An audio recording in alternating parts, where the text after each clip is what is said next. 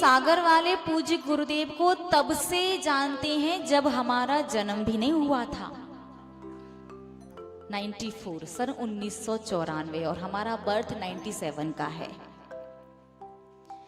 पूज्य गुरुदेव के बारे में मैं बस इतना कहूंगी कि पूज्य गुरुदेव की पहचान क्या है। जिसने भी एक बार दर्शन किए होंगे वो जानता है कि आचार्य वसुनंद जी महाराज की पहचान उनकी मुस्कान, उनका वात्सल्य और उनकी पुचकार।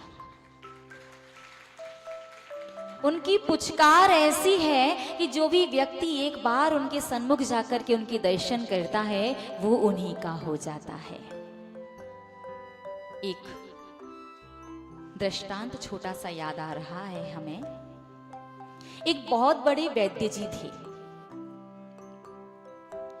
वो वैद्य जी जब भी किसी मरीज को देखते तो अपने पास अपने बेटे को खड़ा कर लिया करते थे, क्योंकि वैद्य जी चाहते थे कि उनका बेटा भी उन्हीं की तरह एक कुशल वैद्य बने। एक दिन वो वैद्य जी जंगलों में, पहाड़ों पर जड़ी बूटियां लेने के लिए गए और पहाड़ पर ऊपर चढ़ने के बाद उन्होंने देखा कि नीचे खाई में बड़ी दुर्लभ जड़ी बूटियां हैं। उन जड़ी बूटियों को कैसे प्राप्त किया जाए। उनके साथ में उनका बेटा था।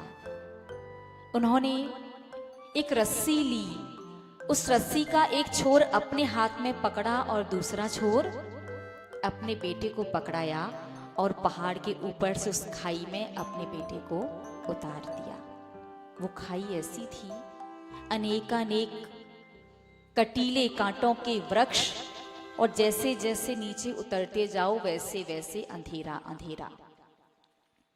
बालक रस्सी का एक छोर पकड़ करके नीचे उतर गया और ऊपर वैद्य जी की सांस ऊपर नीचे होने लगी। एक मन में डर सा आने लगा कि अपने बच्चे को नीचे खाई में उतार तो दिया है, कोई कांटा ना लग जाए, सांप बिच्छू वगैरह कोई काट ना ले।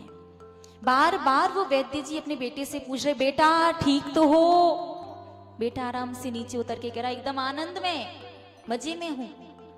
बार बार पूछे, जल्दी से ऊपर आ जाओ। बेटे ने कहा, नहीं, आपने उतारा है तो जिस कार्य से उतारा है वो लेकर के वो करके ही आऊंगा।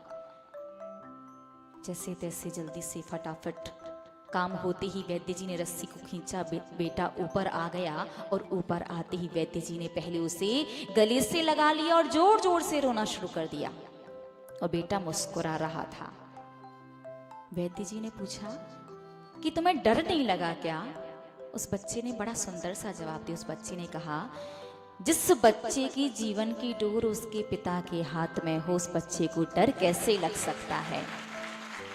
ठीक इसी प्रकार से जिस संसारी प्राणी के जीवन की डोर, उसके कर्मों की डोर उसके प्रभु परमात्मा पिता के हाथ में या गुरु के हाथ में होती है, उसे जीवन में किसी प्रकार का कोई डर नहीं लगता और उस व्यक्ति की कभी भी अवनति और दुर्गति नहीं होती है। इसलिए अपने जीवन में आप समय रहते किन्हीं ना किन्हीं को अपना सन्मार्ग दृष्टा गुरु अवश्य बनाएं, क्योंकि बिना गुरु के किसी का भी कल्याण नहीं हो सकता।